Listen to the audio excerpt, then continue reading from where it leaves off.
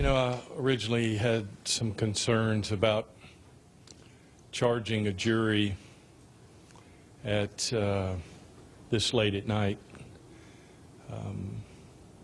And because I think in general they want to try to get it finished. And they probably started very early this morning, and it meant for a long day. And you certainly never want to see a jury try to rush through anything. You know, my first glance is that they spent more time and gave more consideration than the prior jury.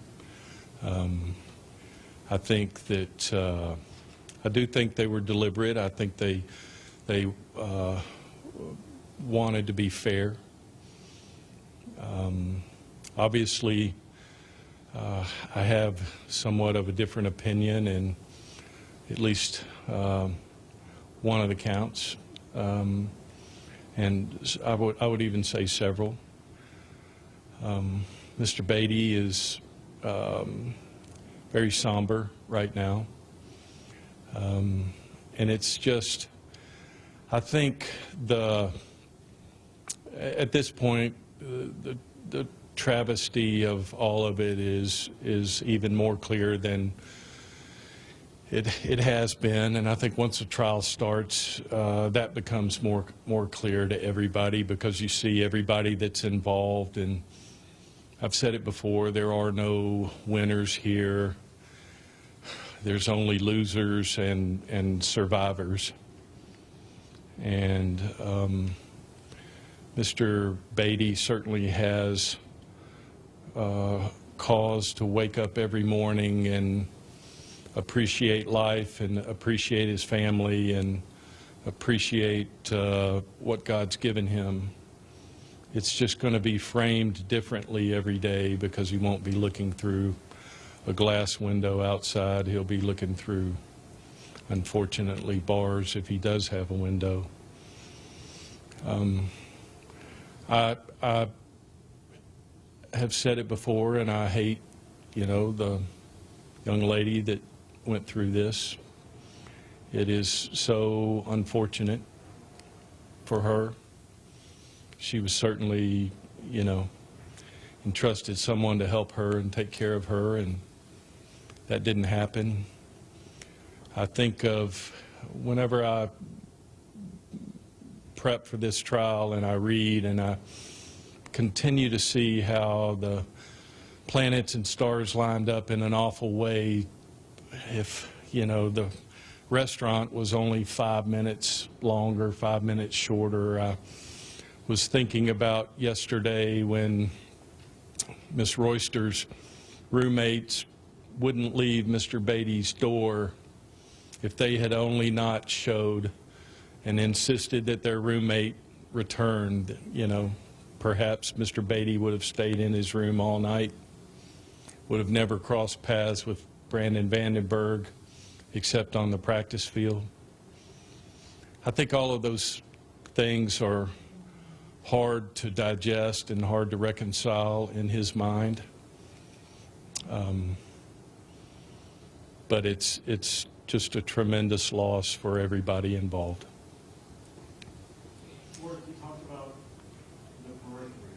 Everyone on the outside is involved, you know, not directly in court. This changed and is changing now a lot of lives. I mean, we look at Cory out here with his 15-month-old son. I mean, the ripple effect of this whole thing is insurmountable. Well, I think it is, and I hope it is, and I know that's what Cory would like. He genuinely wants kids out there, high school, college, wherever you are, to see this and to see his loss and understand his loss and pain, and his prayer is that no one ever has to go through with this. It's hard to understand why we're put on earth to endure this, and I'm sure the young lady in this case has thought the same thing, but the ripple effect of this, I hope there's a ripple effect. I hope people learn from this. I have a 21-year-old son, and I pray to God he thinks about Cory Batey every night he goes out. I do. What about you have a different kind of style, really? Do you all plan to work together for Mr. Batey through the appeals process that you mentioned you all do before? I think so. I think so. I think we will, the sentencing will be sometime. We'll, I'm sure, take a few days off, and it's been a long week for us, and intense, traveling to Chattanooga, changing strategy, being severed. It's been a total whirlwind. And it's been hard on us, it's been hard on our families, but we do the job that we have to do to try to protect our client. I think we will work together to keep, to represent Cory. I know we love and care about Cory, but if finding someone else to do the appeal is the best thing for Cory, then, you know, that's what I'm going to do. How did you feel about him saying at the last minute that he wanted to not have you represent him, or was that a group decision? No, you know, I think just the pinnacle of all of it, the reality of it coming to a head, and the immediacy of the trial, and the possible loss of life and liberty, and not seeing his family, and I didn't take it personally. I know I love Cory, and I know Cory loves me, and I know he appreciates what we've done.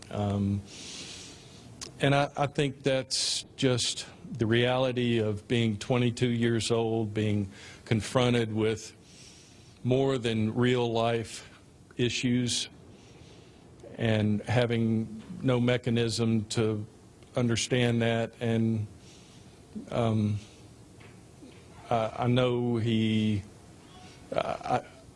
I'm okay with what he did. I'm okay.